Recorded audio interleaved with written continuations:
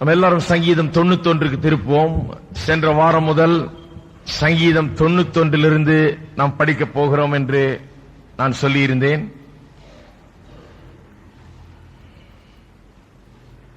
91ஆம் சங்கீதம் மிகவும் பிரசித்தி பெற்ற சங்கீதம்.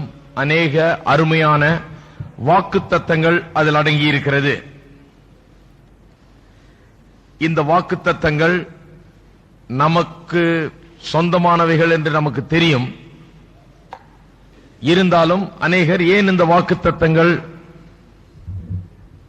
நமக்கு இந்த வாக்குத்தத்தத்திலே சொல்லப்பட்டிருக்கிறவைகள் நமக்கு கிடைக்கிறதில்லை என்பதை குறித்து குழப்பமடைந்திருக்கிறார்கள்.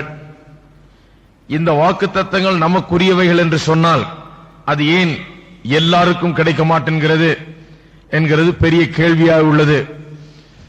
இதில் பல வாக்குத்தத்தங்கள் இருக்கிறது. சாத்தானுடைய கையிலிருந்து விடுதலை, அதை குறித்து இன்றைக்கு பேசுவோம். நான் கர்த்தரை நோக்கி, நீர் என் அடைக்கலம், என் கோட்டை, என் தேவன், நான் நம்பி இருக்கிறவர்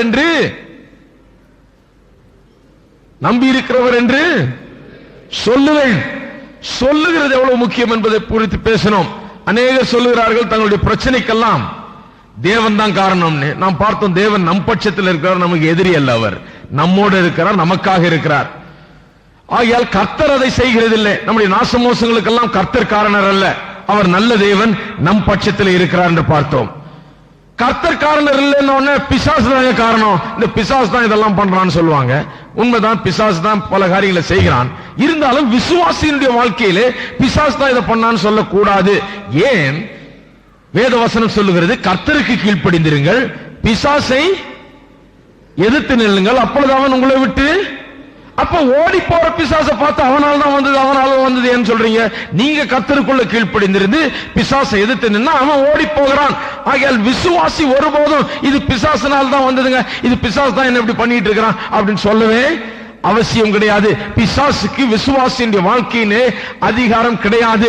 நாம் அவரை அனுமதித்தால் தான் அவன் அதிகாரம் செலுத்த முடியும். நாம் அனுமதித்தால் தான் அவன் உள்ளே நுழைய முடியும். நாம் அனுமதிக்காமல் அவன் உள்ளே நுழைய முடியாது. ஆகையால் விசுவாசி பிசாசு பிசாசுன்னு பேசவே கூடாது காரணம் காட்டி. உலகத்தில் இருக்கிற நிறைய தீமைகளுக்கு பிசாசு தான் காரணம். ஆனால் விசுவாசியோ ஒருபோதும் பிசாசு தான் எப்படி பண்ணிட்டான் அப்படி பண்ண பேசவே கூடாது. ஏன்னா வேதம் சொல்லுது பிசாசை உள்ள விடாதே என்று. கர்த்தருக்கு கீழ்ப்படிந்திருங்கள், பிசாசை எதிர்த்து நில்லுங்கள், அப்பொழுது அவன் ஓடி போவான். சரி, தேவனும் காரணம் இல்ல, பிசாசும் காரணம் இல்ல. சிலர் சொல்லுவாங்க சூழ்நிலை தாங்க காரணம். பயங்கரமான சூழ்நிலைகள் மத்தியில நான் வாழ்ந்து இப்படி இருக்கிற, இதனால தாங்க எனக்கு இதெல்லாம் வாய்க்க மாட்டேங்குது, இதெல்லாம் சரி வர மாட்டேங்குதுன்னு. ஆனா சூழ்நிலையை பற்றி தேவனுடைய வார்த்தை என்ன சொல்லுகிறது? எவனாகிலும் இந்த மலையை பார்த்து நீ பெயர்ந்து சமுத்திரத்திலே தள்ளுண்டு போ என்று சொல்லி தன் இருதயத்தில் சந்தேகப்படாமல் நான் சொன்னபடியே ஆகும் என்று விசுவாசித்தால் அவன் சொன்னபடியே ஆகும். ஆகாதான்? அப்ப மலை போன்ற பிரச்சனையை கூட, மலை போன்ற சூழ்நிலைகளை கூட தகர்த்து எரிய முடியும் விசுவாசிக்கு. முடியுமா? முடியாதா? அப்ப விசுவாசி சூழ்நிலையினால தான் நான் எப்படி இருக்கேன்னு சொல்லலாமா?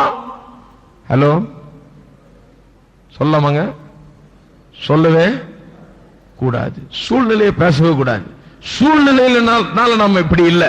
சூழ்நிலையை மேற்கொள்ளுகிறவர், மலைகளை தகர்த்தெறிகிறவர்கள் நாம்.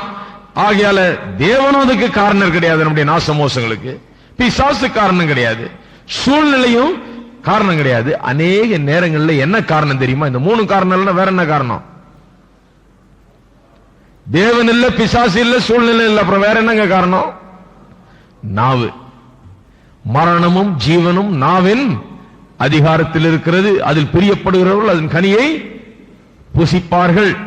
நீ உன் வாய் மொழிகளால் சிக்குண்டாய், உன் வாயின் வார்த்தைகளால் பிடிபட்டாய். இந்த வாயை கொடுத்து தான் பிசாசு கிட்ட மாட்டிக்கிறோம். நம்ம இந்த வாயை சரியா பேசாததுனாலதான் தொல்லையே வருகிறது. சங்கீதக்காரன் அதான் சொல்லுகிறார். மோசே இந்த சங்கீதத்தை எழுதுகிறார். அவர் சொல்லுகிறார், நான் கர்த்தரை நோக்கி இப்படி சொல்லுவேன். அவர் அனுபவிச்சிருக்கிறார். என்ன சொல்லுவேன்? என் அடைக்கலம், என் கோட்டை, என் தேவன், நான் நம்பி இருக்கிறவர் என்று சொல்லுவேன். வேற எதையா சொல்லிட்டு இருக்காதீங்க. வாயை திறந்து வேற எதையா சொல்லிட்டு இருக்கும் போது சாத்தான் உள்ள நுழைய முடியுது. வாயை திறந்து ஐயோ நான் என்ன ஆவேன், எனக்கு என்ன ஆகிறது, எனக்கு என்ன நடக்க போதோ, போச்சு அவ்வளவுதான் முடிஞ்சதுன்னு சொல்லும் போது தான் பிசாசு பார்த்துக்கிட்டே இருக்கிறான். அப்படிப்பட்ட ஆட்களை தான் பிடிச்சு தீர்த்து கட்டலான்னு பாக்குறான். நான் சொன்னேன், பிசாசு கர்ச்சிக்கிற சிங்கம் போல் யாரை விழுங்கலாமோ என்று சுற்றி அலைந்து தெரிந்து கொண்டிருக்கான். ஏன் அலைஞ்சு தெரிஞ்சிட்டு இருக்கிறான்? அந்த சிங்கத்துக்கு அவ்வளவு பெரிய சக்தி இருந்ததுன்னா, யார வேணா கடிச்சு யார வேணா விழுங்க முடியும்ன்ற சக்தி இருந்ததுன்னா போய் நேரா யார வேணா கடிச்சு சாப்பிட வேண்டியதானே, யார வேணா விழுங்க வேண்டியதானே. ஏன் அலைஞ்சி திரிஞ்சு கர்ச்சிச்சு டைம் வேஸ்ட் பண்ணிட்டு இருக்கிறான்? டைம் வேஸ்ட் பண்ணல. ஏன் அலைஞ்சி திரிஞ்சு கர்ச்சிட்டு இருக்கிறான்னா, யாரையும் அவனால விழுங்க முடியாது. யாராவது ஏமாந்தவங்கள தான் விழுங்க முடியும், யாராவது வாயை கொடுத்து மாற்றவங்கள தான் விழுங்க முடியும். ஹலோ,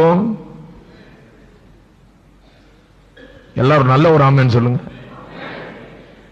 டைம் வேஸ்ட் பண்ணிட்டு இருக்கிறான், அலைஞ்சி திரிஞ்சு கர்ச்சிச்சுக்கிட்டு ஆட்டம் ஆடிட்டு இருக்கான். கிடையாது, அலைஞ்சு திரிஞ்சு பார்த்துக்கிட்டே இருக்கான் யாராவது கிடைக்கிறாங்களான்னு. விசுவாசிகள் மத்தியில யாராவது வாய லூசா விட்டு இப்படியே பேசுறவங்க கிடைக்கிறாங்களா? வாயால சிக்குண்டு போகிறவர்கள், வாயால மாட்டிக்கொள்கிறவர்கள் இருக்கிறாங்களான்னு பாக்குறான். வாயால சரியான வார்த்தைகளை பேசாம அவநம்பிக்கையும் அவிசுவாசத்தையும் நம்பிக்கை இல்லாத காரியங்களையும் வாயால பேசும்போது பிசாசு அந்த ஆளை தான் பிடிக்கிறான். அதுக்குதான் அலைஞ்சு திரிஞ்சு கொண்டிருக்கிறான். ஏன்னா யாரை வேணா அவன் பிடிக்க முடியாது. அதை முதல்ல தெரிஞ்சு கொள்ளுங்கள். பிசாசுக்கு நம்ம ரொம்ப கிரெடிட் கொடுக்கிறோம் சில நேரத்தில். அவன் தான் அப்படி பண்ணிட்டாங்க, அவன் தான் அப்படி. அவனால ஒண்ணும் முடியாது. நாம் அனுமதிக்கலன்னா அவனால ஒன்னும் முடியவே முடியாது. என்ன சொல்ல வேண்டும் என்று சொல்லுகிறார், நல்ல கவனிங்க. இந்த சொல்லுவதை பற்றி அப்படியே போன்னு சொல்றேன். என்ன சொல்ல வேண்டும் என்று சொல்லுகிறார், அதுதான் இப்ப கவனிக்க போறோம். என் அடைக்கலம், என் கோட்டை, my refuge and my fortress. இந்த ரெண்டு காரியங்களும் இன்றைக்கு விளக்குகிறேன். கவனிங்க, ரெஃப்யூஜ், அடைக்கலம், கோட்டை.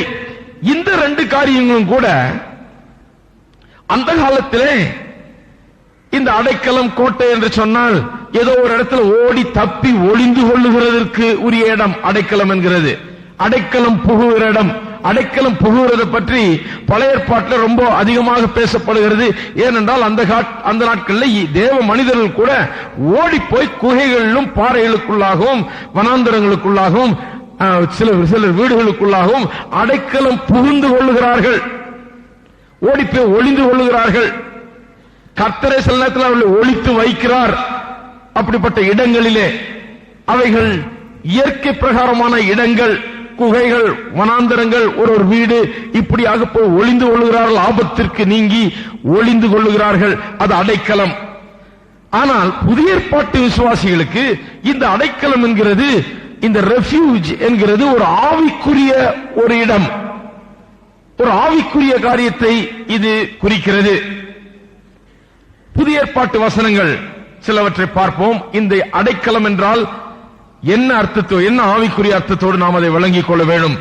இன்றைக்கு நமக்கு அடைக்கலமாய் எப்படி தேவன் இருக்கிறார் என்பதை நாம் கவனிப்போம். அப்போஸ்தலர் 17ஆம் அதிகாரம், அப்போஸ்தலர் 17ஆம் அதிகாரம் 28ஆம் வசனம். அப்போஸ்தலர் 17:28 முதல் பகுதி. ஏனெனில் அவருக்குள் நாம் பிழைக்கிறோம், அசைகிறோம், இருக்கிறோம். அவருக்குள்ளே நாம் இருக்கிறோம், பிழைக்கிறோம், அசைகிறோம். இதுதான் நாம் அடைக்கலம் புகுகிற இடம், அவருக்குள்ளாக இருப்பது. 1 கொரிந்தியர் 10ஆம் அதிகாரம். இந்த அடைக்கலம், கோட்டை என்கிற வார்த்தையெல்லாம் புதிய ஏற்பாட்டில் பார்க்கவே முடியாது. ஏன்னா பழைய ஏற்பாட்டில் இந்த அடைக்கலம் கோட்டைனா உண்மையாகவே கோட்டை இருந்தது. உண்மையாகவே சில இடங்களில் போய் அடைக்கலம் புகுந்தார்கள், ஒளிந்தார்கள். அவைகள் இடங்கள். பழைய ஏற்பாட்டு காலத்திலே அப்படி அவர்கள் செய்ய வேண்டியதாக இருந்தது. பல சம்பவங்கள் அப்படி நேர்ந்தது. புதிய ஏற்பாட்டு காலங்களிலே அப்படிப்பட்ட சம்பவங்கள் இல்லாதனால் அப்படிப்பட்ட இடங்களை குறித்து அதிகமாக பேசப்படுகிறதில்லை. ஆனால் ஆவிக்குரிய அடைக்கலம், ஆவிக்குரிய விதத்திலே நாம் தப்பிக்கொள்ளுகிறதுக்கு வழி, நாம் அடைக்கலம் புகுகிற இடம், இவற்றை குறித்து புதிய ஏற்பாட்டிலே வேறு விதமாக சொல்லப்பட்டிருக்கிறது. அவைகளை நாம் கவனிக்க வேண்டும். 1 கொரிந்தியர் 10ஆம் அதிகாரம் 13ஆம் வசனம். நல்லா கவனிங்க. மனுஷருக்கு நேரிடுகிற சோதனையே அல்லாமல் வேற சோதனை உங்களுக்கு நேரிடவில்லை. எல்லாம் சொல்லுங்க ஒரு ஆமீன். நிறைய பேர் சொல்லுவாங்க, எனக்கு நேர்ந்த மாதிரி யாருக்குமே நேர்ந்திருக்காதுன்னு. கிடையாது. உங்களுக்கு ஒன்னும் ஸ்பெஷல் சோதனை ஒன்னும். ஹலோ, யாருக்குமே உலகத்தில் நேர்ந்திராத ஒரு ஸ்பெஷல் சோதனை உங்களுக்கு வந்துருச்சா? கிடையாது. மனுஷருக்கு நேரிடுகிற சோதனை அல்லாமல், மனுஷருக்கு சாதாரணமா வாழ்க்கையில என்னென்ன சோதனைகள் நேரிடுதோ அவைகளை அல்லாமல் வேற சோதனை உங்களுக்கு நேரிட இல்லை. எத்தனை பேர் பைபிளை விசுவாசிக்கிறீங்க? வேதத்தில் சொல்லி இருக்கிறது விசுவாசிங்களா? உங்களுக்கு என்ன இன்னல்கள், கஷ்டங்கள், துன்பங்கள், உங்களுக்கு என்ன போராட்டங்கள் வந்தாலும் ஒன்று ஞாபகம் வைத்துக் கொள்ளுங்கள், நம்பிக்கையை இழக்கக்கூடாது. ஏன்னா எல்லா மனுஷருக்கும் வருகிற அந்த சோதனை தான் உங்களுக்கு வருது ஒழிய உங்களுக்கு ஒண்ணு ஸ்பெஷலா ஒண்ணு வந்துடல. ஒண்ணு தீர்க்க முடியாத ஒரு பெரிய சோதனை உங்களுக்கு வாழ்க்கையில வந்து விடவில்லை. ஒண்ணு மேற்கொள்ள முடியாத ஒரு விசேஷ பிரச்சனை, யாருக்குமே இல்லாத பிரச்சனை எனக்கு வந்துருச்சுன்னு அர்த்தம் இல்ல. ஆகையால் மனம் தளரவே கூடாது. எந்த சோதனை, எந்த போராட்டம் நம்முடைய வாழ்க்கையில வந்தாலும் ஒரு காரியத்தை நினைவு வைத்துக் கொள்ள வேண்டும், மனுஷருக்கு நேரிடுகிற சோதனைகளே அல்லாமல் வேறே விசேஷித்த சோதனை உங்களுக்கு ஒன்னும் நேரிட இல்லை. எல்லா மனுஷருக்கு வரதான் நமக்கு நேரிடுது. எல்லா மனுஷரும் அதை ஒரு விதமா கையாளுறாங்க, நாம் அதை ஒரு விதமாய் கையாள போகிறோம். கவனிங்க, தேவன் உண்மை உள்ளவராய் இருக்கிறார். எல்லாரும் சொல்லுவோம். எந்த இடத்துல சொல்லுது பாருங்க, அது தேவன் உண்மையா உள்ளவராக இருக்கிறார். எந்த இடத்துல சொல்லி இருக்குது? மனுஷருக்கு நேரிடுகிற சோதனை இல்லாமல் வேற சோதனை உங்களுக்கு நேரிடுறது இல்லைன்னு சொல்லிட்டு அங்க என்ன சொல்லி இருக்கு? தேவன் உண்மை உள்ளவராக இருக்கிறார். இந்த சோதனை வர நேரத்துல தான் அதை ரொம்ப ஞாபகம் வச்சிருக்கணும். எதை ஞாபகம் வச்சிருக்கணும்? தேவன் ரொம்ப கஷ்ட காலத்தில், ரொம்ப போராட்டம் இருக்கிற நேரத்தில் தான் அதை ஞாபகம் வச்சிருக்கணும். தேவன் உண்மை உள்ளவராய் இருக்கிறார்.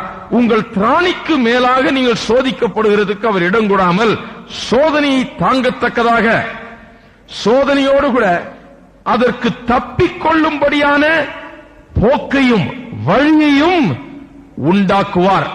நல்லா கவனிங்க, தப்பிக்கொள்ளும்படியான வழியை, அதுதான் ரெஃப்யூஜ். இன்னொரு வார்த்தையில் சொல்ல போனால் அதுதான் அடைக்கலம். அந்த சோதனையின் மத்தியிலே நீங்கள் அடைக்கலம் புகுந்து கொள்ளும்படியாக, அதனால் சேதப்படாதபடி நீங்கள் காக்கப்படும்படியாக உங்களுக்கு ஒரு வழியை அவர் உண்டாக்குவார். எத்தனை பேருக்கு தெரியும் நாம் ஒரு பொல்லாத உலகத்தில் வாழ்கிறோம் என்று?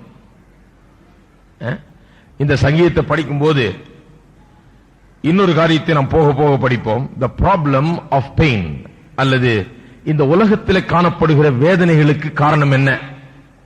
ஏன் இந்த வேதனை? கர்த்தர் நல்லவராயிருந்தால், அவர் பெரியவராயிருந்தார், சர்வ வல்லமை உள்ளவராயிருந்தால், இப்படிப்பட்ட வேதனை மிகுந்த சம்பவங்கள், மனுஷனுடைய உள்ளத்தை உடைக்கக்கூடிய சம்பவங்கள் ஏன் உலகத்தில் நடக்கிறது என்பதை நாம் முழுவதும் ஆராய போறதில்லை, சற்று ஆராய்வோம். அதை கண்டிப்பா அதுக்கு பதில் சொல்லிதான் ஆக வேண்டும். கிறிஸ்தவர்கள் பதில் சொல்ல வேண்டிய ஒரு பெரிய கேள்வி அதுதான். யாரோ ஒருவர் சொன்னார், every Christian has to answer the problem of pain, but every non Christian has to answer a lot of things. ஒவ்வொரு கிறிஸ்தவனும் ஒரே ஒரு கேள்விக்கு தான் பதில் சொல்லணும். இந்த உலகத்தில் இருக்கிற வேதனைகள்லாம் எங்க இருந்து வந்தது? அதுக்கு கடவுள் தான் காரணரா? ஏன் கடவுள் அதை பற்றி ஒன்னும் செய்யறது இல்ல? அவர் சர்வ வல்லமை உள்ளவரா இருந்தால், அவரால் எல்லாம் முடியுமானால் ஏன் இந்த வேதனையெல்லாம் நீக்குகிறது இல்ல? ஏன் இதெல்லாம் மாற்றி அமைக்கிறது இல்ல? அப்படின்ற அந்த ஒரு கேள்விக்கு மட்டும் கிறிஸ்தவன் பதில் சொன்னா போதும். ஆனா கிறிஸ்தவன் அல்லாதவன் நிறைய கேள்விகளுக்கு பதில் சொல்லி ஆக வேணும். தேவனை விசுவாசிக்காதவன் நிறைய கேள்விகளுக்கு பதில் சொல்லி ஆக வேணும். தேவன் இருக்கிறார் என்பது ஏன் மனுஷர்கள் அந்த ப்ராப்ளம் ஆஃப் பெயின் அல்லது அந்த வேதனை ஏன் உண்டாகிறது உலகத்திலே, அதற்கு யார் காரணம் என்று ஏன் பேசுகிறார்கள்? தேவனை இல்லை என்று நிரூபிப்பதற்காக. கடவுள் இருந்தால் இப்படி ஆகுமா? சர்வ வல்லமையுள்ள ஒரு தேவன் இருந்தால் இப்படி எல்லாம் உலகத்தில் நடக்குமா? அதை அவர் மாற்றி அமைக்க மாட்டாரா? அவர் இல்லை என்பதை நிரூபிப்பதற்காக தான் அந்த ப்ராப்ளம் ஆஃப் பெயின், வேதனையின் காரணங்கள் என்ன என்பதை ஆராய்கிறார்கள். ஆகையால் இவர் சொல்லுகிறார், நாம் பதில் சொல்ல வேண்டியது இந்த ஒரு கேள்விக்கு தான். ஆனால் கடவுள் இல்லை என்று நம்புகிறவன் நிறைய காரியத்துக்கு பதில் சொல்லி ஆகணும். அவன் பதில் சொல்லி மாளாது. அவன் பதில் சொல்லுவதற்கு 1000 கேள்வி இருக்குது. அவன் அதுக்கெல்லாம் பதில் சொல்லிட்டு இருக்கணும். நாம இந்த ஒரே ஒரு கேள்விக்கு தான் பதில் சொல்ல வேண்டியது அவசியம் என்று சொல்லுகிறார். இந்த கேள்விக்கான பதிலை நாம் போக போக நாம் பார்ப்போம். இந்த பொல்லாத உலகத்திலே நாம் வாழ்கிறோம். எல்லா மனுஷரும் ரட்சிக்கப்பட்டவர்கள் இல்லை. இந்த உலகம், இந்த உலகத்தில் உள்ள மக்கள் பிசாசின் பிடியில் இருக்கிறார்கள். ஆகையால் பலவிதமான பொல்லாத காரியங்கள் இந்த உலகத்தில் நடக்கிறது. பலவிதமான சோதனைக்குள்ளாக நாம் மாட்டிக்கொள்கிறோம். பலவிதமான சோதனைகள் நம்மை வந்து தாக்குகிறது, நம்மை வந்து தாக்க முற்படுகிறது. இது நாம் அறிந்த காரியம். சோதனைகள் மனுஷனுக்கு, எல்லா மனுஷனுக்கும் நேரிடுகிற சோதனைகள் விசுவாசியும் வந்து சந்திக்கிறது, விசுவாசியும் வந்து தாக்க முற்படுகிறது, விசுவாசியும் வந்து தொட பார்க்கிறது. ஆனால் வேத வசனம் சொல்லுகிறது, இந்த சோதனைகள் மத்தியிலே நாம் தப்பிக்கொள்ளும்படியாக ஒரு வழியை, அடைக்கலம் புகுந்து கொள்ளும்படியாக ஒரு வழியை கர்த்தர் நமக்கு உண்டாக்குகிறார். அதுதான் ரொம்ப அருமையான காரியம். தப்பிக்கொள்ளும்படியாக ஒரு வழியை ஆண்டவர் நமக்கு உண்டாக்குகிறார். அந்த வழி என்ன? அந்த வழிக்கு எப்படி நாம் செல்லுவது? அந்த வழியை எப்படி நாம் கண்டுபிடிப்பது? அது தேவனுடைய வார்த்தையிலே தான் இருக்கிறது. கஷ்டப்படுகிற நேரத்திலே, வேதனைக்குள்ளாகிற வேளையிலே, போராட்டங்களை சந்திக்கிற வேளையில தான் எதை ரொம்ப கவனமா பிடிக்கணும்? இதை ரொம்ப கவனமா இதை படிக்கணும், கவனமா இதை ஆராயணும், கவனமாக இதை கை கொள்ள வேண்டியது அவசியம். ஏனென்றால் உங்களுடைய பிரச்சனையிலிருந்து தப்பிக்கொள்ளுகிற வழியே எங்க இருக்குது?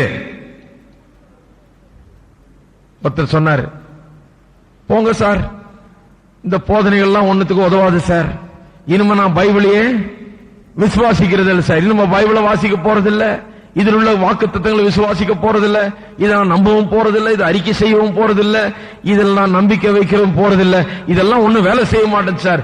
இவ்வளவு நாள் படிச்சு, இவ்வளவு நாள் இதை அறிஞ்சு, இவ்வளவு நாள் நான் இதை அறிக்கை செய்து, இவ்வளவெல்லாம் பண்ணியும் எனக்கு இப்படி நேர்ந்தது சார், ஆகையால் நான் இதை பண்ணவே போறது. நான் நினைச்சேன், இப்பதான் நீ ரொம்ப பண்ண வேணும். இவ்வளவு நாள் பண்ணது போதாது, இப்ப என்ன பண்ணும்? இப்போ சோதனைக்குள்ளாயிருக்கிற வேளையில, எல்லா மனுஷருக்கும் நேரிடுகிற பல காரியங்கள் நமக்கும் நேரிடுகிற வேளையிலே, அந்த நேரத்திலே தான் இதிலிருந்து தப்பிக்கிற வழியை அறிந்து கொள்ளும்படியாக தேவனுடைய வார்த்தையை ரொம்ப அதிகமாக கவனிக்க வேண்டும். சோதனைக்குட்படுகிற வேளையில், அதாவது ரொம்ப போராட்டங்களை வாழ்க்கையில சந்திக்கிற வேளையில தான் மனம் நொந்து போய் விடுகிறோம்.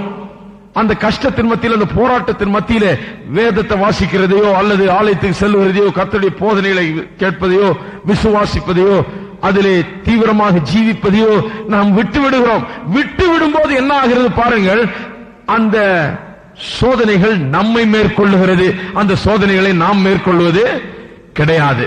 நான் எப்பவுமே பார்த்திருக்கிறேன், போராட்டத்தின் நேரத்தில் கொஞ்சம் நான் மனம் தளர்ந்து போய், சரி இதெல்லாம் சரியா வரமாட்டேங்குது, இதெல்லாம் சரியா நமக்கு வாக்குத்தத்தம் சொல்றபடியே நடக்கலையே, நமக்கு இப்படி ஆகலையே, அப்படி ஆகலையே, நமக்கு இப்படி ஆயிடுச்சு அப்படி எல்லாம் நினைக்கும் போது மனம் தளர்ந்து வேதத்தையும் ஆண்டவரையும் ஆண்டவருடைய வாக்குத்தத்தங்களையும் மறந்து மனம் தளர்ந்து இதுக்கு புறம்பாக நாம் ஜீவிக்கிற வேளையிலே நான் பார்த்திருக்கிறேன், சோதனைகள் நம்மை மேற்கொள்ளுகிறது. அந்த காற்றும் புயலும் அந்த வெள்ளமும் வந்து நம்மை மூழ்கடித்து நம்மை நாசப்படுத்துகிறதை நான் பார்த்திருக்கேன். என்னுடைய வாழ்க்கையில் இதை உணர்ந்து இருக்கிறேன். எந்த நேரத்தில் நான் இந்த தப்பிக்கும் வழியை விட்டு தூரமா போறனோ அந்த நேரம் எனக்கு நாசம் தான். இன்னும் மோசமா அந்த நாசம் வந்து என்ன பிடிச்சிருது. ஹலோ, நாசங்கள் நம்ம வந்து சந்திக்கும் போது, பலவிதமான பொல்லாத காரியங்கள் நமக்கு நேரிடும் போது, அப்பதான் என்ன பண்ணணும்? வேத வசனத்தை இன்னும் கெட்டியாய் நாம் பிடிக்க வேண்டும். ஏனென்றால் இவைகளில் இருந்து தப்பிக்கிறதுக்கு வழியே எங்க இருக்குது? ஹலோ, அப்ப அடைக்கலம் எங்க போக போறீங்க? கர்த்தருக்குள்ள அடைக்கலம் போக போற, அவர் தான் அடைக்கலம். ஆனா அதை எப்படி கர்த்தருக்குள்ள, எப்படி கர்த்தருக்குள்ள நீங்க அடைக்கலம் புகுவீர்கள்? இந்த வார்த்தையின் மூலமாக. இந்த வார்த்தையில தான் தப்பிக்கிறதுக்கு வழி உண்டாயிருக்கிறது. எல்லாரும் சொல்லுங்க, வேதத்தை கையில பிடிச்சு சொல்லுங்க, தேவனுடைய வார்த்தை என்னுடைய பிரச்சனைகளிலிருந்து, வாழ்க்கை போராட்டங்களிலிருந்து, வாழ்க்கையில் ஏற்படுகிற சோதனையிலிருந்து தப்பிக்கிறதற்கு வழியை, அடைக்கலம் புகுவதற்கு வழியை காண்பிக்கிறதாயிருக்கிறது. போராட்டம் வந்துருச்சேன்னு வேதத்தையும் ஆலயத்தையும் ஜபத்தையும் கர்த்தருடைய வாழ்க்கையும் விட்டா அந்த ஆளுடைய கதி என்ன ஆகிறது பாருங்க. தப்பிக்க வழி இல்ல. அது என்ன? மாட்டிக்கொள்றதுக்கு வழி. எல்லா விசுவாசிகளும் கவனிச்சீங்களா? அது தப்பிக்க வழி இல்ல, அது என்ன? மாட்டிக்கொள்றதுக்கு வழி. இன்னும் கெட்டியா அந்த பிரச்சனையில போய் மாட்டிக்கொள்ளுகிறதுக்கு வழி. தப்பிக்க வழி எங்க? வசனத்திலே இருக்கிறது. ஆகையால் வசனத்தை விட்டு தூர போய்விடாதீர்கள். வசனத்துக்கு இன்னும் நெருங்கி வாருங்கள். வசனத்தில் இன்னும் அதிகமாக கவனம் செலுத்துங்கள். தப்பிக்க வழி இங்கே இருக்கிறது. நீங்கள் அடைக்கலம் புக வேண்டிய இடம், பாதுகாப்பாக இருக்க வேண்டிய இடம், அந்த நாசமோசங்களில் இருந்து உங்களுக்கு ஏற்படுகிற பலவிதமான பொல்லாத காரியங்களிலிருந்து நீங்கள் தப்பித்து அதை மேற்கொண்டு அதிலே ஜெயித்து வெற்றி சிறக்க வேண்டிய வழி எங்க உண்டாகிறது? வேத வசனத்தின் மூலமாக உண்டாகிறது. ஆகையால் தான் பாருங்க, பழைய ஏற்பாட்டு காலத்தில் மோசே ஓடினார். எங்க ஓடினாரு? ஒரு ஆளை கொலை பண்ணிட்டான்னு தெரிஞ்ச உடனே மற்றவங்க கேட்க ஆரம்பிச்ச உடனே எங்க ஓடினார்? வனாந்திரத்துக்கு ஓடினார். ஏன்? தப்பித்துக் கொள்றதுக்காக ஓடினார். எலியா ஓடினார். எசேபேல் உன்னை கொன்று விடுகிறேன்னு சொன்ன உடனே தலையை சீவிடுறேன்னு ஓடியே போயிட்டார். ஒரே ஓட்டமா ஓடி களைச்சு போய் மரத்தடியில படுத்து ஐயோ நான் செத்தா போகுதுன்னு சொல்றார். ஓடி போய் ஒளிந்து கொள்ளுகிறார். தாவீது ஓடுறார். சவுலுக்கு தப்பி அவனுடைய கோபாக்கினைக்கு தப்பி ஓடுகிறார். இப்படி அவங்க எல்லாம் ஓடினாங்க. ஆனா புதிய ஏற்பாட்டில் நாம் ஓடுறது இல்ல. நாம் எந்த இடத்துக்கும் குகைக்கும் வனாந்தரத்துக்கும் ஓடுறது இல்ல. நாம் என்ன பண்றோம்? வேத வசனம் சொல்லுகிறது நாம் நிற்க வேண்டும் என்று. எபேசியர் வாசிங்க. எபேசியர் 6ஆம் அதிகாரம் 13ஆம் வசனம். ஆகையால் தீங்கு நாளிலே அவைகளை நீங்கள் எதிர்க்கவும் சகலத்தையும் செய்து முடித்தவர்களாய், எல்லாரும் சொல்லுங்க, நிற்கவும். நிற்கவும். எப்படி நிற்க போகிறீர்கள்? தீங்கு நாளிலே, உங்களுக்கு தீமைகள் உங்களுக்கு எதிராக வருகிற நாளிலே, போராட்டங்கள் ஏற்படுகிற நாட்களிலே நீங்கள் அவைகளை எதிர்க்கவும் சகலத்தையும் செய்து முடித்தவர்களாய் நிற்கவும். எல்லாரும் சொல்லுவோம், நான் ஓடுறதில்ல, நான் நிற்கிறவன். எப்படி நிற்கிறதுங்க? பிரச்சனைகளை பார்த்து நாம் ஓடுகிறதில்லை. பிரச்சனைகளை வந்த உடனே கர்த்தரை விட்டு தூரமாக போய் விடுகிறதில்லை. பிரச்சனைகள் வருகிற போது நாம் என்ன பண்ணுகிறோம்? அவைகளின் மத்தியிலே சகலத்தையும் செய்து முடித்தவர்களா என்ன பண்ணுகிறோம்? நிற்கிறோம். எத்தனை பேர் நிக்க போறீங்க? இதுல நிக்கிறது தான் வல்லமை. ஏன் நிற்கிறோம்? பிசாசானவன் சகல தந்திரங்களோடு சகல விதமான அவனுடைய ஆயுதங்களோடு நம்ம எதிர்த்து வருகிறான். நாம் என்ன பண்ணுகிறோம்? சர்வாயுத வர்க்கத்தை தரித்தவர்களாய் அவனை எதிர்த்து நிற்க எல்லாத்தையும் செய்து முடிச்சிட்டு போட்டுக்க வேண்டியதெல்லாம் போட்டுக்கிட்டு எல்லா ஆயுதங்களையும் தரித்து கொண்டு ரெடியா என்ன பண்ணுறோம்? நிற்கிறோம். ஓடுறதில்லை. இந்த யுத்தத்தில் நாம் ஓடுகிறது கிடையாது. இதற்கு பயந்து ஓடுகிறது கிடையாது. பிரச்சனைகளுக்கு பயந்து ஓடுகிறது கிடையாது. வாழ்க்கை போராட்டங்களுக்கு பயந்து ஓடி ஒளிகிறது கிடையாது. நாம் அடைக்கலம் புகுந்திருக்கிறோம். ஏற்கனவே தேவனுடைய வார்த்தைக்குள்ளாக நம்முடைய வாழ்க்கை இருக்கிறது. தேவனுடைய வார்த்தையிலே நாம் தப்பிக்கும் வழி கொடுக்கப்பட்டிருக்கிறது. நாம் தப்பித்துக் கொள்ளுகிற வழி இங்க வார்த்தையிலே இருக்கிறது. ஆகையால் என்ன பண்ணுகிறோம்? இந்த வார்த்தையை வைத்துக் கொண்டு, இந்த வார்த்தை என்னும் பட்டயத்தை வைத்துக் கொண்டு போராட்டத்தின் மத்தியில் என்ன பண்ணுகிறோம்? களத்திலே நிற்கிறோம். நாம் ஓடுகிறது இல்ல, நிற்கிறோம். நிற்கும் போது நாம் தோல்வி அடைகிறதே கிடையாது. ஐயோ நான் நின்னங்க, நான் தோத்து போனேங்கன்னா எல்லா சர்வாயுத வர்க்கத்தை தரித்தாங்களான்னு பார்க்கணும். முதல்ல அதுல சொல்லி இருக்கிறதெல்லாம் போட்டுக்கிட்டு நின்னாங்களான்னு பார்க்கணும். அது வேற பிரசங்கம். அது ரொம்ப ஜாஸ்தி பண்ணணும். அது அதுல சொல்லி இருக்கிறதெல்லாம் தரித்து கொண்டு என்ன பண்ணணுமா? நிற்க வேண்டும். சாத்தானுக்கு எதிராக நிற்க வேண்டும். எல்லாத்தையும் போட்டுக்கொண்டு இந்த ஆவியின் பட்டயமாகிய தேவனுடைய வார்த்தை வசனத்தை வைத்துக் கொண்டு நின்னால் நிச்சயமாய் தோற்க முடியாது. நாம் ஜெயித்தே ஆவோம். ஆகையால் அடைக்கலம் புகுகிறது என்பது ஒரு ஆவிக்குரிய ஒரு காரியம். கர்த்தருடைய வார்த்தைக்குள்ளாக நம்முடைய நம்பிக்கையை வைத்து, கர்த்தருடைய வார்த்தை தான் நம்முடைய சோதனையிலிருந்து தப்பிக்கிறதுக்கு வழி, நம்முடைய போராட்டங்கள் மத்தியிலே அதிலிருந்து தப்பித்து காக்கப்படுவதற்கு வழி என்று வார்த்தையை நம்பி ஓடுகிறோமே, அதுதான் அடைக்கலம் புகுகிறது. எத்தனை பேர் வார்த்தையை நம்பி ஓடுறீங்க? இப்ப வேற ஏதாவது பாப்போம் போவீங்களா? கிடையாது. பிரச்சனை வரும்போது என்ன பண்ணணும்?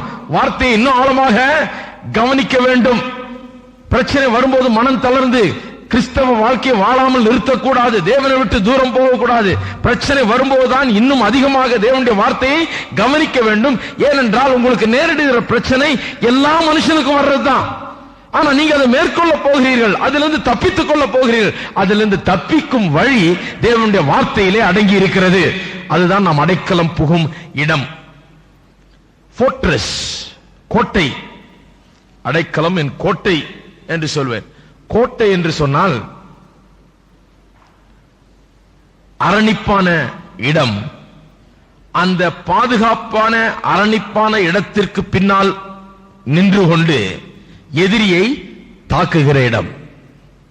It is a place of protection from which you attack the enemy. That is fortress. கோட்டை என்று சொன்னால் பாதுகாப்பான அரணிப்பான ஒரு இடம். அந்த பாதுகாப்பான இடத்துல நின்று கொண்டு என்ன பண்றோம்? அங்க போய் ஒளிஞ்சிட்டு இல்ல, அங்க இருந்து கொண்டு எனிமியை, விரோதியை தாக்கி கொண்டிருக்கிறோம். இந்த பாதுகாப்பான அரணிப்பான இடம் என்ன? கவனிப்போம். மத்தேயு 7ஆம் அதிகாரம் பாருங்கள். இதுக்கெல்லாம் ஆவிக்குரிய அர்த்தம் தான். கோட்டை என்று சொன்னா நம்ம கோட்டையில ஓடி போய் பதுங்குறது இல்ல. கோட்டையில அந்த காலத்துல ஓடி போய் பதுங்கினாங்க, அதனால அந்த மொழிகள் அப்படி யூஸ் பண்ணிருக்காங்க, அப்படி வார்த்தைகளை உபயோகப்படுத்திருக்காங்க, என் கோட்டைன்னு சொல்லி. ஆனா கோட்டைன கோட்டையில போய் பதுங்குறோம் கிடையாது. அது ஆவிக்குரிய அர்த்தத்தோடு சொல்லப்பட்டிருக்கிறது. இந்த ஆவிக்குரிய கோட்டை என்ன? இந்த ஆவிக்குரிய பாதுகாப்பான இடம், அரணிப்பான இடம் என்ன? நம்மை பாதுகாக்கிற இடம். அந்த இடத்திலிருந்து நம்முடைய விரோதியை, சாத்தானை மடங்கடிக்க தாக்கக்கூடிய இடம்.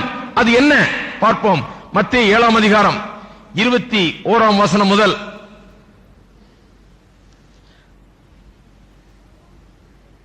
பரலோகத்தில் இருக்கிற பிதாவின் சித்தத்தின்படி செய்கிறவனே பரலோக ராஜ்யத்தில் பிரவேசிப்பானே அல்லாமல் என்னை நோக்கி கர்த்தாவே கர்த்தாவே என்று சொல்லுகிறவன் அதில் பிரவேசிப்பதில்லை. அந்நாளில் அநேகர் என்னை நோக்கி கர்த்தாவே கர்த்தாவே உமது நாமத்தினால் தீர்க்க தரிசனம் உரைத்தோம் அல்லவா, உமது நாமத்தினால் பிசாசுகளை துரத்தினோம் அல்லவா, உமது நாமத்தினால் அநேக அற்புதங்களை செய்தோம் அல்லவா என்பார்கள். அப்பொழுது நான் ஒரு காலம் உங்களை அறியவில்லை, அக்கிரம செய்கைக்காரரே என்னை விட்டு அகன்று போங்கள் என்று அவர்களுக்கு சொல்லுவேன். ஆகையால் நான் சொல்லிய இந்த வார்த்தைகளை கேட்டு, அல்ல கவனிங்க, மறுபடியும் மறுபடியும் வார்த்தைக்கு தான் வருது. எல்லாரும் சொல்லுங்க கர்த்தருடைய வார்த்தை. இந்த 91ஆம் சங்கீதம் போனால் எங்க போனாலும் இதை விட போறது இல்லை. திருப்பி திருப்பி எங்க வர போறோம்? வார்த்தைக்கு தான் வர போறோம். அந்த ரகசியமான நம்முடைய ரகசிய இடம், மறைவிடம் என்ன? அது கர்த்தருக்குள். கர்த்தருடைய வார்த்தையை விசுவாசித்து அதிலே ஜீவிக்கிற அந்த வாழ்க்கையில் அடங்கி இருக்கிறது.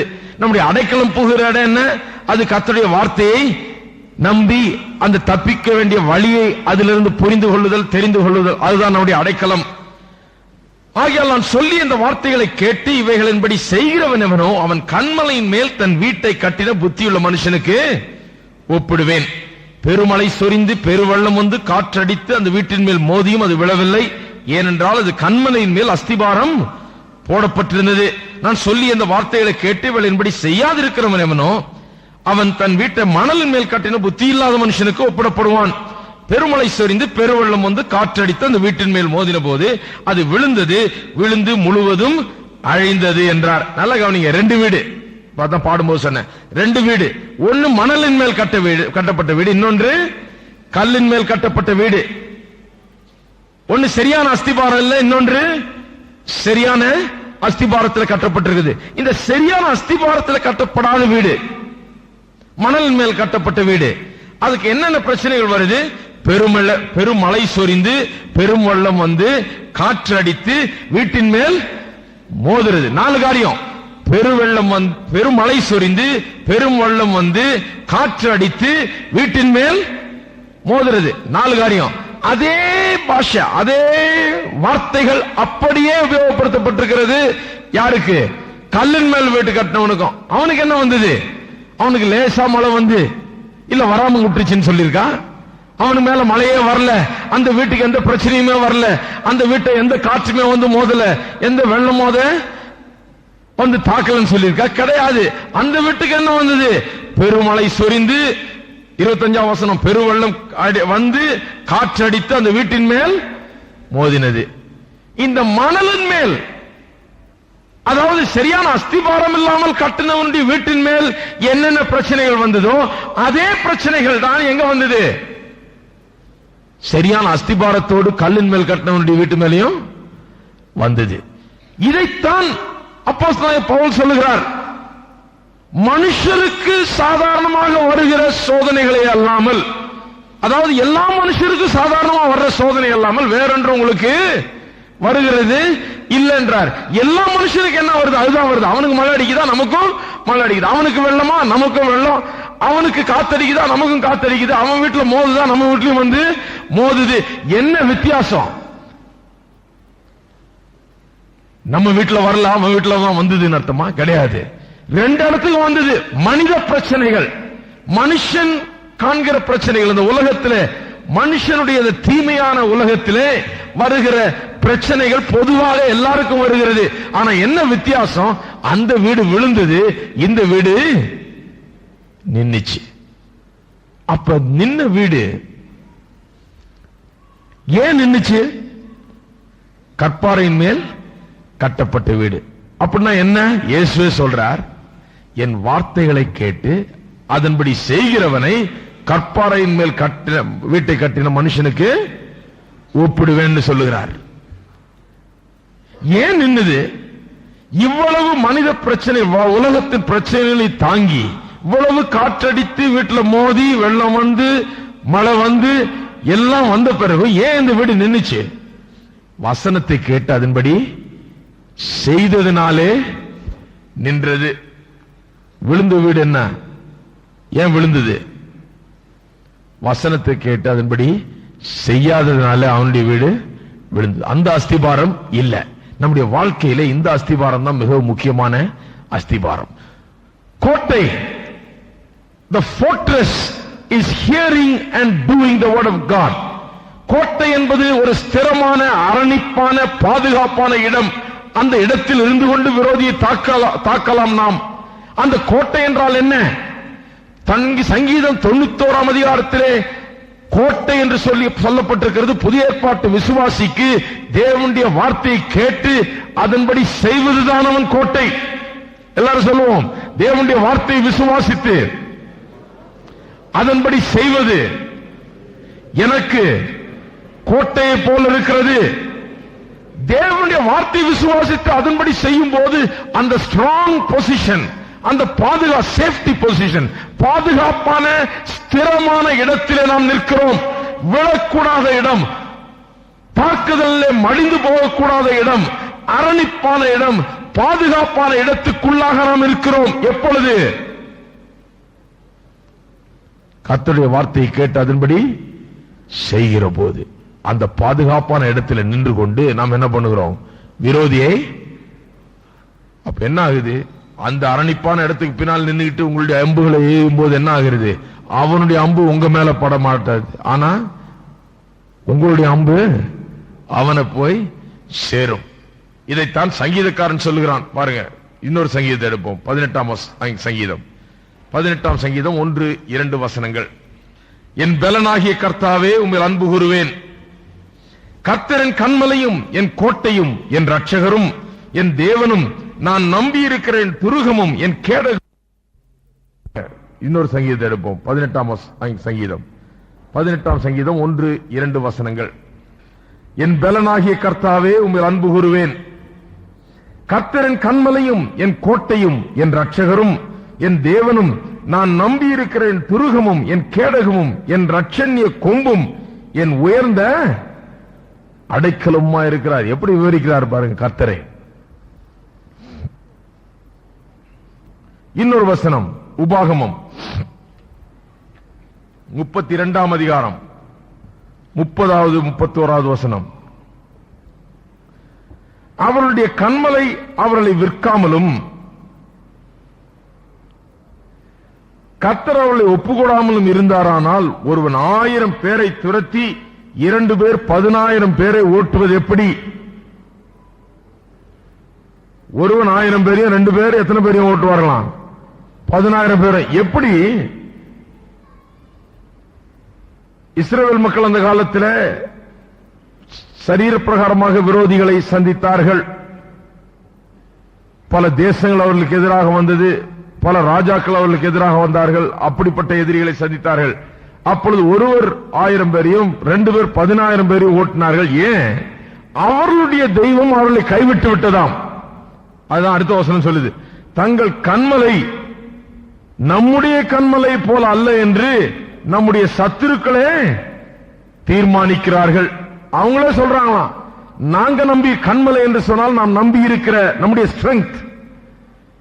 அவர்களே சொல்றாங்க, அவங்க தெய்வம் போல நம்ம தெய்வம் இல்லப்பா, நம்ம தெய்வம் நம்மளை நல்ல நேரத்தில் கைய விட்டு கழுவிடுது, அவர்களுடைய தெய்வம் அவர்களை கையை விட்டு கழுவுறது இல்ல, அவர்களுக்கு அடைக்கலமாய் இருந்து அவர்களுக்கு கோட்டையை போல நின்று அவர்களை பாதுகாத்து அவர்களை முன்னேற செய்கிற தெய்வம். ஆகையால் தான் அவங்க ஒரு 1000 பேரையும் 2 பேர் 10,000 பேரையும் ஓட்டுகிறார்கள். ஏன்? நம்முடைய தெய்வங்கள் நம்மை கைவிட்டு விடுகின்றன, அவருடைய தெய்வம் அவர்களை கைவிடுகிறது இல்லை என்று யார் சொல்லுகிறதா? ஹலோ, விரோதிகள் சொல்றாங்க. வேதத்தில் இது ஒரு தடவை பண்ணணும்னு வச்சிருக்கிறேன். விரோதிகளின் வாயினால் வந்து விசுவாச வார்த்தைகள். அவனுக்கு எவ்வளவு விசுவாசம் இருக்குதுன்னு ஒரு தடவை எடுத்து காமிக்கிறேன் பாருங்க வேதத்திலிருந்து. அவன் சொல்றான் அவங்க தெய்வம் அவங்களை கைவிடாதுன்னு. விசுவாசி என்ன சொல்றாரு? என் தேவன் என்ன கைவிட்டாருங்க. விசுவாசி சொல்ற வார்த்தை இது. ஆனா அவிசுவாசி என்ன சொல்றான்? அவர்கள் தெய்வம் அவங்கள கையை விடவே விடாது. எத்தனை பேர் விசுவாசிகள்? நம்முடைய கண்மலை நம்மை ஒருபோதும் கைவிடுகிறவர் கிடையாது. நம்முடைய தேவன் நம்மை ஒருபோதும் கைவிடுகிறது கிடையாது. அவங்க தான் பயப்படணும். அவருடைய தேவன் கைவிடுகிற தேவன். நம்முடைய தேவன் ஒருபோதும் கைவிடுவது கிடையாது. ஆகையால் தான் 1,000 பேரையும் 2 பேர் 10,000 பேரையும் ஏன் துரத்துறான்னா அவங்க தெய்வம் எல்லாம் விட்டு ஓடிடுது. பிரச்சனை வரும்போது ஒன்னும் பக்கத்துல நிக்கிறது கிடையாது. நம்ம தேவனும் பிரச்சனை நேரத்தில் தான் நமக்கு கோட்டை போல, நம்முடைய அரணை போல அவர் நின்று நம்மை பாதுகாக்கிறார். அவிசுவாசிகள் சொல்றாங்களாம், மற்ற தெய்வங்களை வணங்குகிறவர்கள் சொல்லுறாங்க அவங்க கண்மலை வேற, அது வேற மாதிரி, அது அவர்களை விட்டு போகாது என்று அவர்கள் சொல்லுறாங்களாம். சமீபத்தில் யாரோ எனக்கு ஒரு கதையை சொன்னாங்க. ஏதோ ஒரு டிபார்ட்மெண்ட்ல ரொம்ப திருடி, ரொம்ப மோசம் பண்ணி, ஊழல் பண்ணி, எல்லாம் பண்ணி பெரிய பெரிய பணக்காரனான ஒரு மனுஷன். அவனுக்கு எதிராக 1008 கேஸ் ஊரு பூரா போட்டு அவனை கோர்ட்டுக்கு இழுத்து அவனை போலீஸ் பிடிச்சு அவனை சிபிஐ வரைக்கும் பிடிச்சு எல்லாம் பிடிச்சு பண்ணாலும் அவன் ரொம்ப காமா இருப்பான். ஆளு நல்லா சிரிச்சு பேச்சு சந்தோஷமா, யார்கிட்டையும் கோபம் ஒன்னும் பிரச்சனையே இல்லை, ரொம்ப டென்ஷனே கிடையாது, ரொம்ப ஜோரா இருப்பான். அதை பார்த்துட்டு ஒரு விசுவாசி சொல்றான், விசுவாசி எப்படி இருக்கணுமோ அவன் அப்படி இருக்கிறாங்க. பிரச்சனை நேரத்தில் விசுவாசி எப்படி இருக்கணும் வேதம் சொல்லுதோ அவன் அப்படியே இருக்கிறான்னு சொன்னாரான் ஒருத்தர். கரெக்ட் தான். அது சில நேரத்தில் விசுவாசிகள் இருக்கிறது பாத்தீங்கன்னா தேவன் அவர்களை கைவிட்டார்னு அவங்க நம்புறாங்கன்னு தெரியுது. விசுவாசிகள் இருக்கிற நிலையை பார்த்தா, அவர்கள் இருக்கிற டென்ஷனை பார்த்தா தேவன் அவர்களை கைவிட்டு விட்டார் என்று அவர்கள் எண்ணி விட்டார்கள். ஆனா நம்முடைய தேவன் நம்மை ஒருபோதும் கைவிடுகிறவர் கிடையாது. நல்லா கவனிப்போம். சங்கீதம் 91, நீர் என் அடைக்கலம், என் கோட்டை, என் தேவன், நான் நம்பி இருக்கிறவர் என்று சொல்லுவேன். அப்ப நாம் சொல்ல வேண்டும், தேவன் நம்முடைய கோட்டையா இருக்கிறார், நம்முடைய அடைக்கலமா இருக்கிறார், அவருடைய வார்த்தையை நாம் நம்புகிறோம், அதை விசுவாசிக்கிறோம். அவர் நம்மை ஒருபோதும் கைவிடுகிறதில்லை, நம்மை விட்டு விலகுகிறதில்லை, அவர் நம்மை காக்கிற தேவனாய் இருக்கிறார் என்பதை நாம் சொல்லுகிறோம். 3ஆம் வசனம், அவர் உன்னை வேடனுடைய கண்ணிக்கும் பாழாக்கும் கொள்ளை நோய்க்கும் தப்புவிப்பார். இது பிசாசனுடைய கரத்திலிருந்து தேவன் நம்மை எப்படி தப்புவிக்கிறார் என்பதை எடுத்து காட்டுகிறதா இருக்கிறது. நல்லா கவனிங்க. வேடனுடைய கண்ணிக்கும், பிசாசு ஒரு வேட்டைக்காரனை போல சொல்லிருக்கு வேதத்தில். அவன் எதுக்கு வேட்டையாடுறான்? யாரையாவது பொறி வைத்து பிடிக்க முடியுமா? அதான் கண்ணி, ஸ்னேர். ஸ்னேர் என்று சொன்னால் பொறி வச்சு பிடிக்கிறது. யாரையாவது பொறி வச்சு பிடிக்க முடியுமா? இந்த கண்ணி என்று சொன்னால் என்ன? ஆவிக்குரிய விதத்திலே நம்முடைய ஆவிக்குரிய நடக்கையிலிருந்து, ஸ்பிரிச்சுவல் வாக், ஆவிக்குரிய வாழ்க்கையிலிருந்து நம்முடைய காலை தடுமாற செய்கிற எது ஒன்றாக இருந்தாலும் அதுதான் இந்த வேடனுடைய கண்ணி. ஆவிக்குரிய வாழ்க்கையில் நடந்து போய் கொண்டிருக்கிறோம். நம்ம காலை பொறி வச்சு மாட்ட வைக்கிறதுக்கு சாத்தான் என்ன பண்ணிருக்கான்? வேட்டையாடி திரிந்து கொண்டிருக்கிறான், எப்படியாவது மாட்ட வைக்க வேண்டும் என்று. ஆகையால் தான் வேதவசனம் சொல்வது, வேடனுடைய கண்ணிக்கும் நம்மை தப்புவிப்பார் என்று. வேடனுடைய கண்ணிக்கு நம்மை தப்புவிப்பார். அவன் கண்ணி வைத்துக் கொண்டு, பொறி வைத்துக் கொண்டு காத்து கொண்டிருக்கிறான். எலி பொறி வைத்து உங்களுக்கு பழக்கம் இல்லையா? பொறி வைக்கிறது கொஞ்சம் யோசித்து பாருங்க எப்படின்னு. நல்லா சிந்திச்சு பாத்தீங்கன்னா ரொம்ப அருமையா வழங்கும். எப்படி சாத்தான் பொறி வைக்கிறான். பொறி வைக்கிற ஆள் போய் எலியை பிடிக்கிறது இல்ல. பிடிக்கிறாங்களா? பொறி வச்சுட்டு அவர் பாட்டு தூங்குறாரு. காலையில் எந்திரிச்சு பார்த்தா அந்த எலி மாட்டிக்கிட்டு இருக்குது. அவர் போய் பிடிக்கிறது இல்ல. அந்த பொறியும் ஓடி போய் பிடிக்கிறது இல்ல. ஆளை நடந்து போயிட்டு இருக்கிற ஆளை போய் பொறி பிடிக்குதா?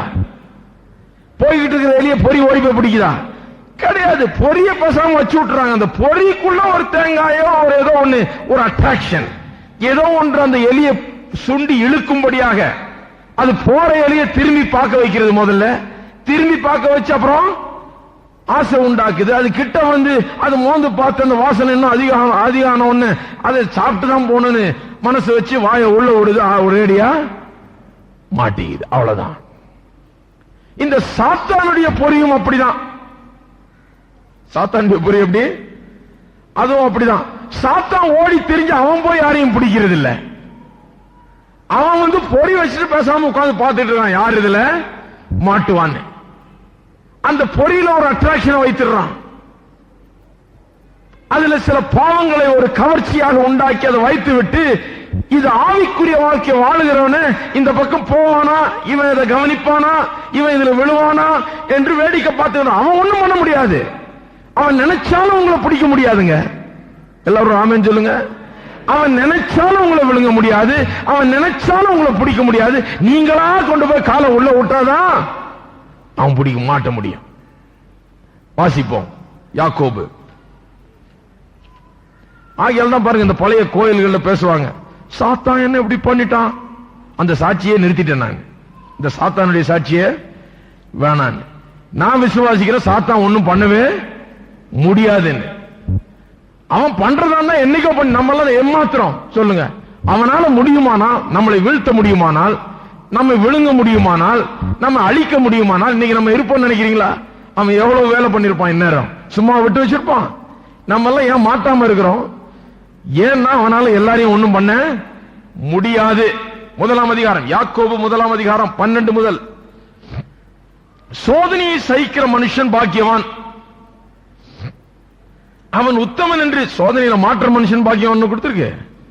ஹலோ, சோதனையை சகிக்கிற மனுஷன் அதுல மாற்ற மனுஷன் இல்ல.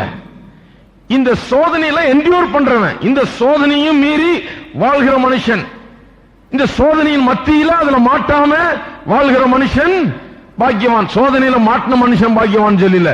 இந்த சோதனை பொறி எங்க பார்த்தாலும் வச்சிருக்குது, ஆனா பார்த்து நடந்து கரெக்டா இருந்து அதுல மாட்டாம இருக்கிற மனுஷன் பாக்கியவான்.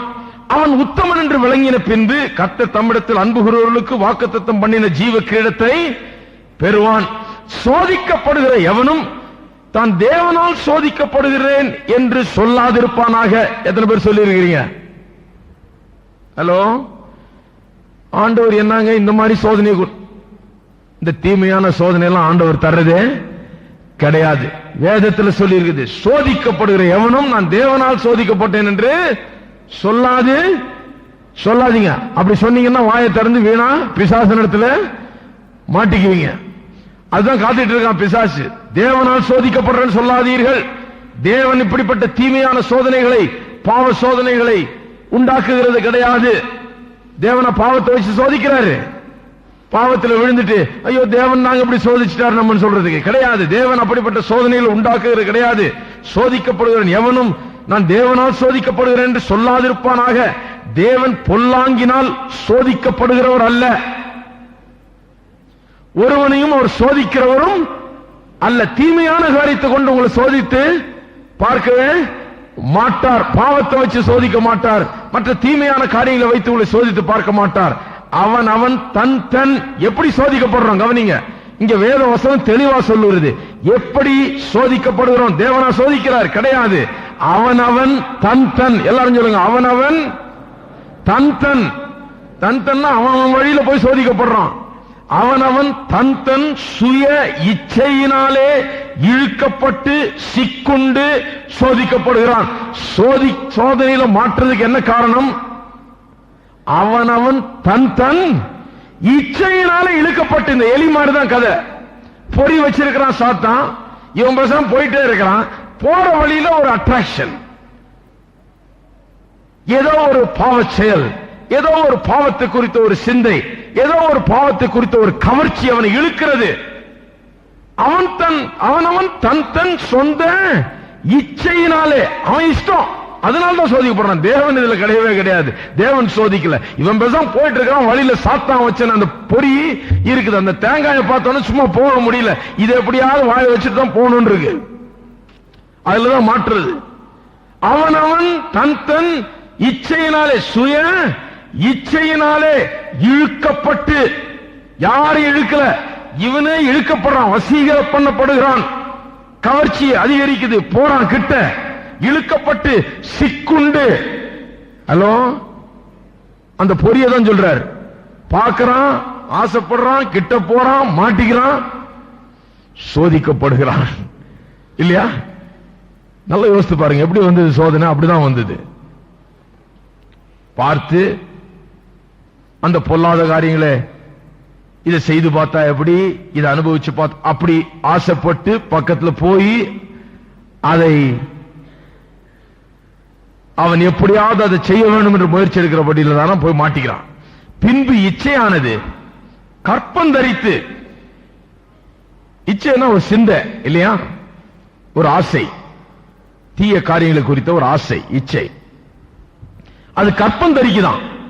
ஒரு பெண் எப்படி கற்பந்தரிக்கிறாளோ அது போலவே இது என்ன ஆகுது, உள்ளத்துக்குள்ள மனதுக்குள்ள போய் என்ன ஆகுது, கற்பந்தரிக்குது. இந்த சீட் ஆஃப் பேட் தாட்ஸ், கெட்ட சிந்தைகள் ஆகிய விதைகள் உள்ள போய் கற்பந்தரிக்குது. எப்படி சோதனை உண்டாகுதுன்னு சொல்றார். ஒரு மனுஷன் எப்படி சோதிக்கப்படுறான், எப்படி விழுந்து போகிறான், எப்படி பிசாசனால் தோற்கடிக்கப்படுகிறான் என்பதை விவரிக்கிறார். எப்படி தன் தன் சுய இச்சையினாலே இழுக்கப்பட்டு சிக்குண்டு சோதிக்கப்படுகிறான்னு சொல்லிட்டு மறுபடியும் இதை வளர்க்கிறார். எப்படி அது ஆகுதுன்னு. எப்படி ஆகுது? இச்சையானது என்ன ஆகுது, கற்பந்தரிக்கிறது. உள்ள போய் ஒரு சீட் மாதிரி உள்ள போய், விதை மாதிரி உள்ள போய் அது உற்பத்தி ஆகிறது.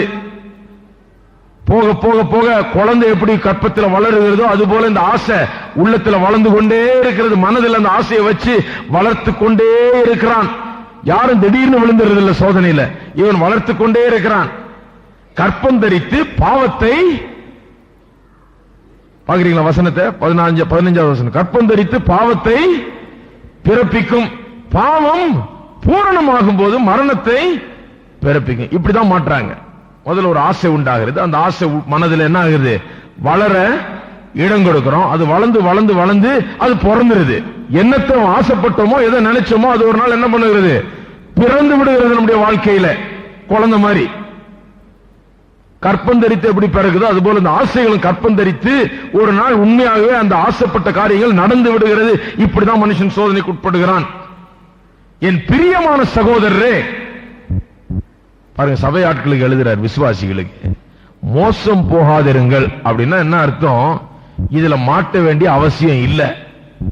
இதுல மாட்டித்தான் ஆகணும்னா இப்படி சொல்லிருக்க மாட்டார். ஏன் சொல்றார் மோசம் போகாதிருங்கள்?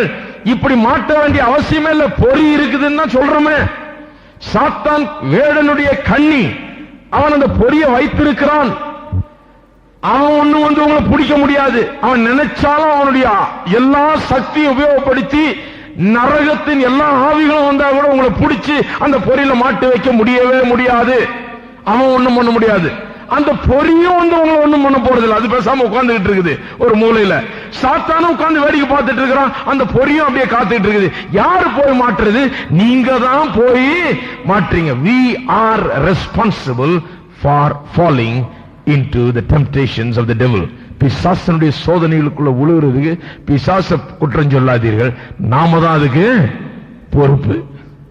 ஹலோ, ஐயோ பிசாசு பண்ணிட்டான். பிசாசு என்ன பண்ண? அவன் பேசாம உட்கார்ந்துட்டு இருந்தாங்க. நீங்க ஏன் போய் மாட்டினீங்க?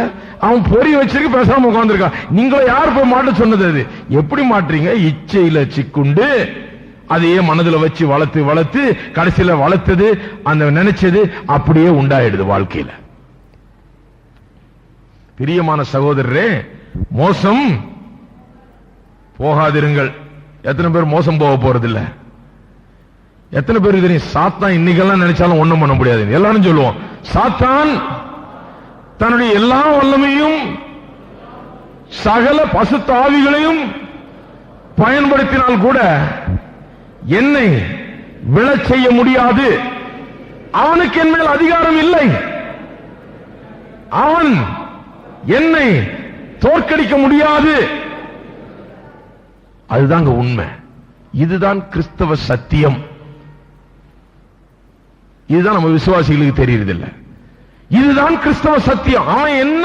அவன் எவ்வளவு வல்லமை உபயோகப்படுத்தினாலும் உங்களை ஒண்ணுமே பண்ண முடியாது. நாம தான் போய் மாட்டுகிறோம். ஆகையால் தான் சொல்றார், வேடனுடைய கண்ணிக்கு நம்மை தப்பு வைக்கிற. எப்படி வேடனுடைய கண்ணிக்கு தப்புறா? இதனாலதான் இந்த வாக்குத்தத்தம் எல்லாருக்கும் இல்ல. ஏன் எல்லாருக்கும் இல்ல? எல்லாரும் இந்த அடைக்கலம் புகுறதுல, கர்த்தருடைய வார்த்தைக்குள்ளாக அடைக்கலம் புகுறது கிடையாது. எல்லாரும் இந்த கோட்டை, கர்த்தருடைய வார்த்தையை விசுவாசித்து அதன்படி செய்கிற இந்த கோட்டைக்குள்ளாக வசிப்பது கிடையாது. ஆகையால் தான் பாவ சோதனைகளிலே, பிசாசின் சோதனைகளிலே போய் சிக்குண்டு விழுகிறார்கள். அவர்களுக்கு இந்த வாக்குத்தத்தம் நடக்காது. சும்மா வேதத்தில் எழுதியிருக்கிறதுனால ஒன்று நடக்காது. சங்கீதம் 91 சொல்றதுனால அது நிச்சயமா உங்க வாழ்க்கையில் நடக்குமா? நடக்காது. 91 சொல்றதுனால நடக்காது. நீங்க அதன்படி செய்கிறதுனால உங்களுடைய வாழ்க்கையில் அது நடக்கும். யாருக்கு இது நடக்கும்? அந்த மறைவிடத்திலே தங்குகிறவனுக்கு. யாருக்கு இது நடக்கும்? இந்த கொடைக்கு கீழாக, இந்த நிழலுக்கு கீழாக தங்குகிறவனுக்கு. யாருக்கு இது நடக்கும்? இந்த வார்த்தைக்குள்ளாக அடைக்கலம் புகுகிறவனுக்கு. யாருக்கு இது நடக்கும்? இந்த வார்த்தையை கேட்டதன்படி செய்கிற அந்த கோட்டைக்குள்ளாக, அதன் பாதுகாப்புக்கு பின்னாலே நின்று கொண்டு பிசாசை தாக்குகிறவனுக்கு இந்த வார்த்தை நடக்கும். சும்மா 91:3 சொல்லுதுன்றதுனால நடக்காது.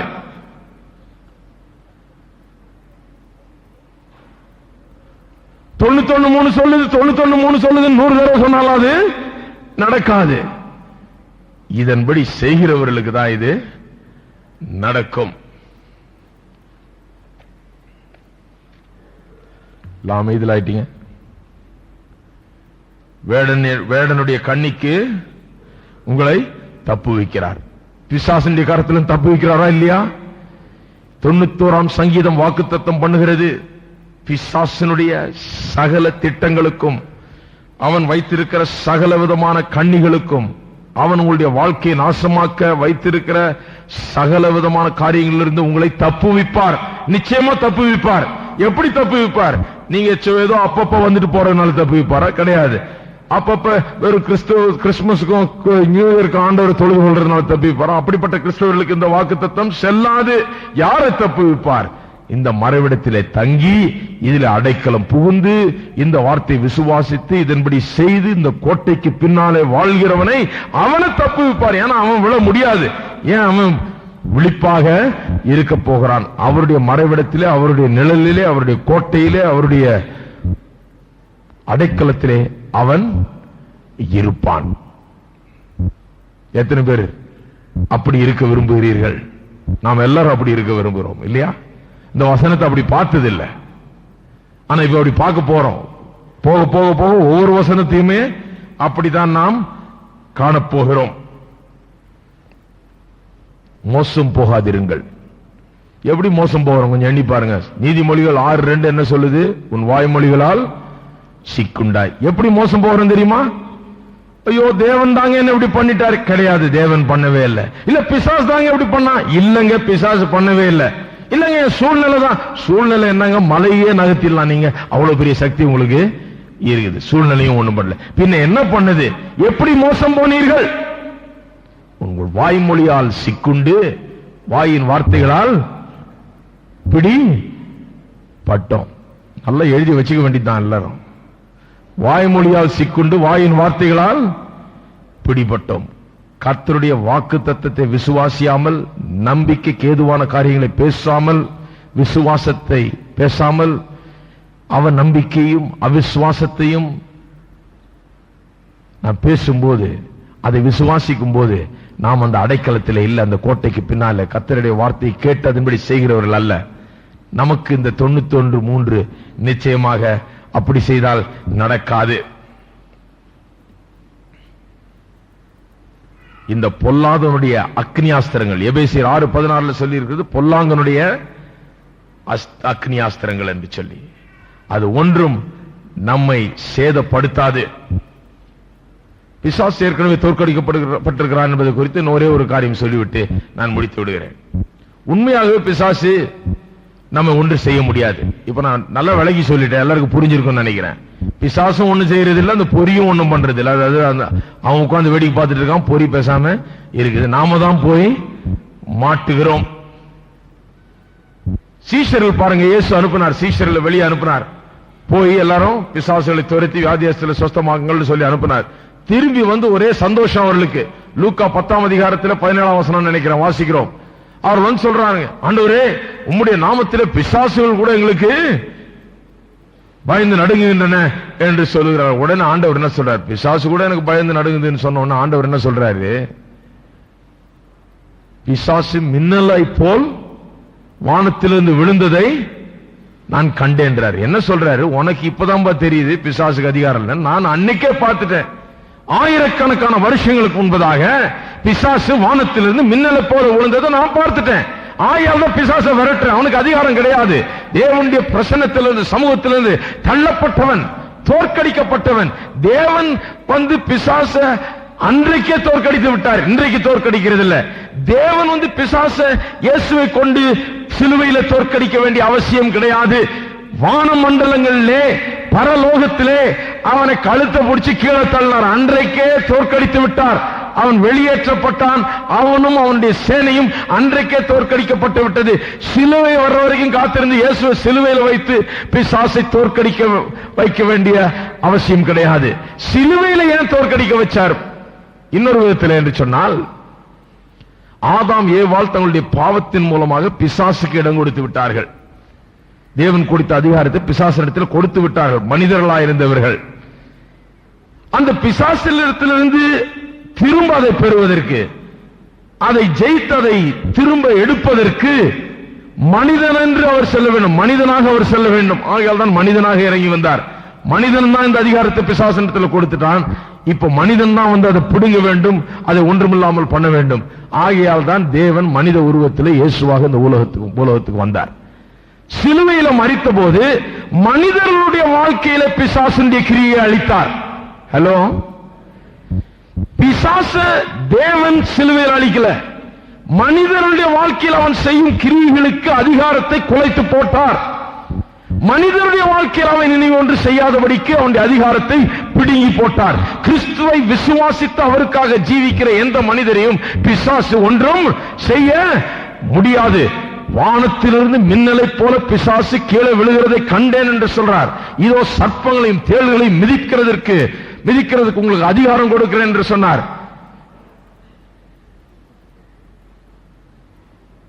சத்துருடைய வல்லமை ஒன்றும் நம்மை சேதப்படுத்தாது என்று சொன்னார்.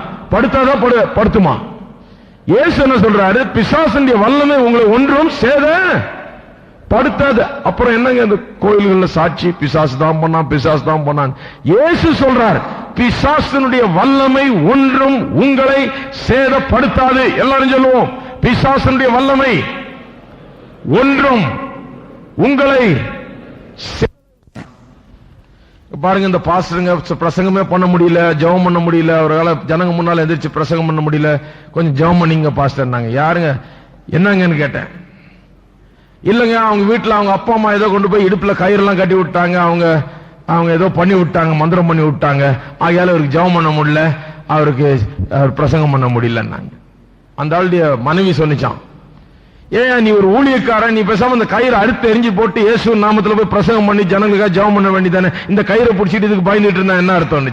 நான் சொன்ன, அந்த அம்மாவை பிரசங்க யாராக்குங்க முதல்ல, என்ன இவரை விட்டு ஒளிங்க. என்ன இந்த கயிறுக்கு பயந்து உட்கார்ந்துட்டு இருக்கிறாரு. இந்த கயிறு என்ன பண்ண போதுங்க?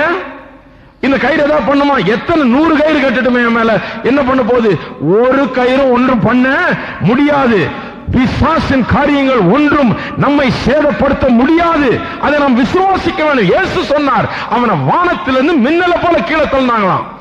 தேவன் அன்றைக்கு அவனை தோற்கடித்தார். சிலுவையில ஏன் தோற்கடித்தார் என்று சொன்னால், ஜனங்களுடைய வாழ்க்கையில இனி சிலுவையை விசுவாசிக்கிறவன், கிறிஸ்துவின் ரத்தத்தின் மேல் நம்பிக்கை வைக்கிறவன் ஒருவன் மேலும் பிசாசு அதிகாரம் கொள்ளக்கூடாது என்று சொல்லிதான் சிலுவையில பண்ணார், தோற்கடித்தார். தேவனுக்காக அவர் தோற்கடிக்கல, மனுஷனுக்காக தோற்கடித்தார் சிலுவையில். மூன்றாம் முறையா கடைசி அவனை தோற்கடித்து ஒளிச்சே போட போறார். வரப்போகுது அந்த காலம். ஹலோ, 100 கயிறு கட்டட்டுமே, என்ன ஆக போகுது? ஒண்ணுமே. அத்தனை கயிறு எரிஞ்சு போட்டு இயேசுவின் நாமத்தில் போய் வாழ வேண்டியதுதான். சிலர் சொல்லுவாங்க, ஒரு தகடு எடுக்கிறவங்க யாராவது இருக்காங்களாங்க? தகடு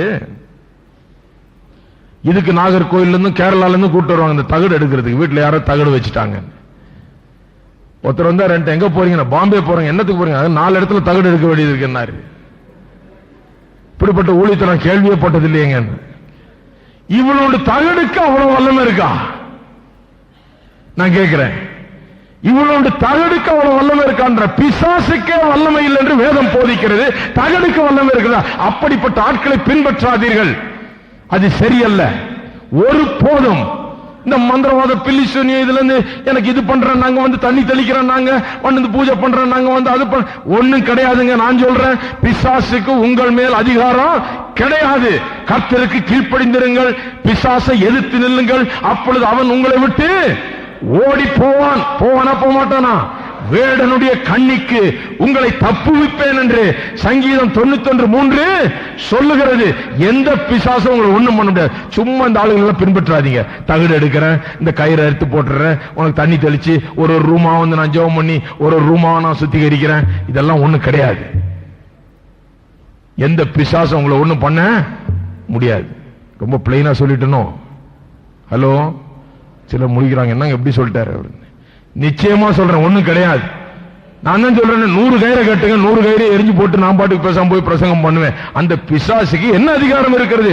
ஒன்றும் கிடையாது. நான் விட்டாதான் அவனுக்கு அதிகாரம், நான் வாயை திறந்தாதான் அதிகாரம். எனக்கு சத்தியம் தெரியவில்லை என்று சொன்னால் தான் அதிகாரம். அவனுக்கு எந்த அதிகாரமும் கிடையாது. இங்கே வந்து ஞானஸ்நானம் எடுத்து கர்த்தரை இன்றைக்கு பின்பற்றி கொண்டிருக்கிற அநேக புதிய மக்களுக்கு சொல்கிறான், அது இதுன்னு கயிறு எடுக்கிறாங்க, தாயத்தை எடுக்கிறாங்க, இந்த தகடு எடுக்கிறாங்கன்னு இந்த வேலையே போகாதீங்க. அதெல்லாம் சும்மா, அப்படி ஒண்ணு கிடையாது. பிசாசுக்கு உங்கள் மீது அதிகாரம் கிடையாது. உங்களுக்கு பிசாசின் மீது அதிகாரத்தை கொடுத்திருக்கிறார். இயேசு சொல்றார், தேள்களையும் சர்ப்பங்களையும் மிதிக்கிறதற்கு பிசாசின் வல்லமைகளை, தேள் சர்ப்பம் என்ன? பிசாசினுடைய வல்லமையை மிதிக்கிறதுக்கு அதிகாரம் கொடுத்திருக்கிறார். சாத்தானை மிதிக்கிறவர்கள் நீங்கள். ஹல்லேலூயா. எல்லாரும் எழுந்து நிற்போம்.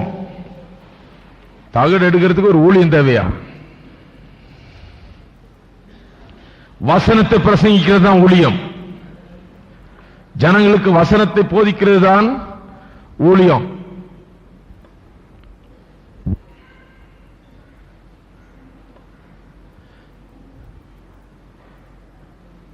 எத்தனை பேர் சொல்றீங்க அதுக்கெல்லாம் போறது இல்லைங்க? நான் மீதி பேர்லாம் போறீங்களா?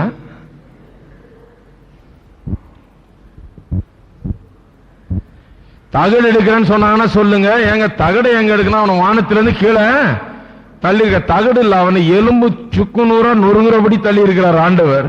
இவன் என்ன தகடு எடுக்கிறது அப்படின்னு கேளுங்க. தகடு எடுக்கிறேன்னு வந்தா சொல்லுங்க, பிசாசை மிதிக்கிறதுக்கு அதிகாரம் கொடுத்திருக்கிறார் ஆண்டவர் வேதம் போதிக்கிறது. தகடு இருந்தா இருந்துட்டு போது, அந்த தகடு என்ன பண்ண போகுதுன்னு சொல்லுங்க.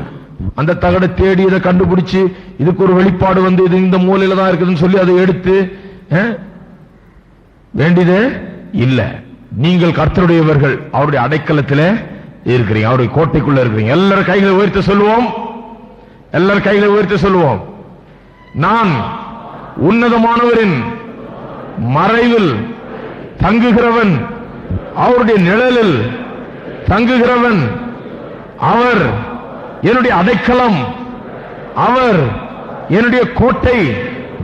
அவருக்குள், அவருடைய வார்த்தைக்குள் அடைக்கலம் இருக்கிறது. என்னுடைய பிரச்சனைகளிலிருந்து தப்புகிற வழி, அடைக்கலம் அவருடைய வார்த்தைக்குள் இருக்கிறது. பிரச்சனையின் மத்தியிலே அவருடைய வார்த்தைக்கு செல்லுவேன். அவருடைய வார்த்தை அதை செய்கிறது. எனக்கு கோட்டையாயிருக்கிறது.